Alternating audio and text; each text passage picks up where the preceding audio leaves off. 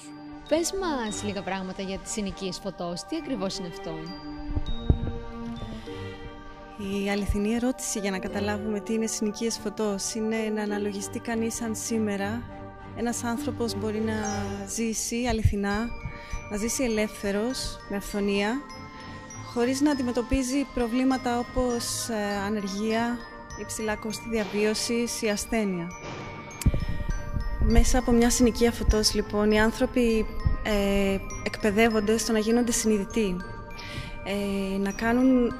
να λειτουργούν στην καθημερινότητά τους και να δρουν συνειδητά από τις πιο απλές καθημερινές συνήθειες, δηλαδή να τρώνε συνειδητά, να ερωτεύονται συνειδητά, να όλα, κάθε τους ενέργεια, κάθε τους κίνηση να είναι μια ερωτελεστία.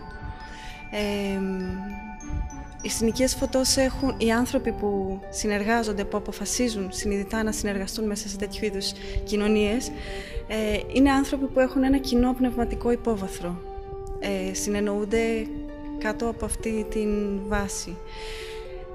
Μελλοντικά, στόχος αυτών των συνοικιών, εκτός από την εξέλιξη των ανθρώπων, είναι οι άνθρωποι να έλκουν, να φέρνουν στον κόσμο νέες ψυχές, νέα όντα, πιο φωτεινά, έτοιμα, που θα μάθουν από πολύ μικρή ηλικία να είναι κύριοι του πεπρωμένου τους, να γνωρίζουν ότι η παρουσία και η ελευθερία θα τους δώσει όλα τα όπλα που χρειάζονται για να έχουν μια ζωή μες στην ελευθερία και την αληθινή υγεία σε όλους τους τομείς και σε όλα τα επίπεδα.